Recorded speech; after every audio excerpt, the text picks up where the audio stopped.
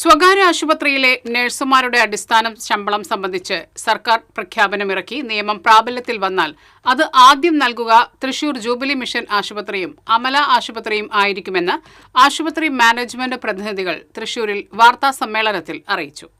നഴ്സുമാരുടെ സമരം തുടങ്ങുന്ന സമയത്തും ഇപ്പോഴും കേരളത്തിൽ ഏറ്റവും അധികം ശമ്പളം കൊടുത്തിരുന്ന 2 ആശുപത്രികളാണ് ജൂബിലി മിഷൻ അമല ആശുപത്രികളെന്നും മാനേജ്മെന്റ് പ്രതിനിധികൾ പറഞ്ഞു.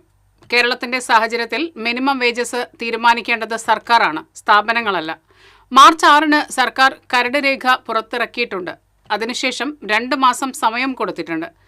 ആശുപത്രി മാനേജ്മെന്റും യൂണിയൻ നേതാക്കളും ഒരുമിച്ച് ഇതൊരു നിയമമായി ഇറക്കണമെന്ന് സർക്കാരും സമ്മർദ്ദം ചെലുത്താൻ ശ്രമിക്കുന്നുവെന്നും ഇന്നലെ നടന്ന ചർച്ചയിൽ തീരുമാനമായിരുന്നുവെങ്കിലും പിന്നീട് പെട്ടെന്ന് നഴ്സുമാർ സമരത്തിലേക്ക് കടന്ന സാഹചര്യം എന്താണെന്നും ഇതിന് പിന്നിൽ എന്തെങ്കിലും ഉണ്ടോ എന്ന് തങ്ങൾക്കറിയില്ലെന്നും മാനേജ്മെന്റ് വക്താക്കൾ പറഞ്ഞു.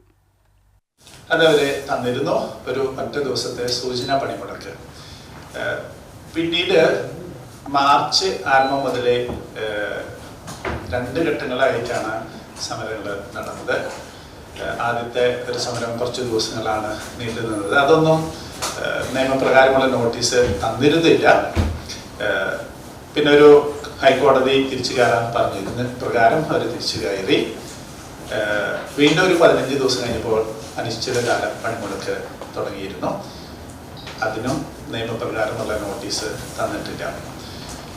ആരംഭത്തിലെ സമരത്തെ കുറിച്ചൊക്കെ ഇവര് പറയുമ്പോൾ അത് 40,000 രൂപ മിനിമം സാലറി കിട്ടണം എന്ന് പറഞ്ഞിട്ടാണ് ഇവര് സമരം തുടങ്ങിയത്. മിനിമം അല്ലെങ്കിൽ ബേസിക്. വാർത്താ സമ്മേളനത്തിൽ Jubilee mission medical college director father Renny Mundan Kurian, Amala medical college director father Julius Sarkal, Jubilee HR മേധാവി Joshy Paul, Jubilee CEO doctor Benny Joseph, Amala CEO Saiju C Edakkalathur എന്നിവർ പങ്കെടുത്തു.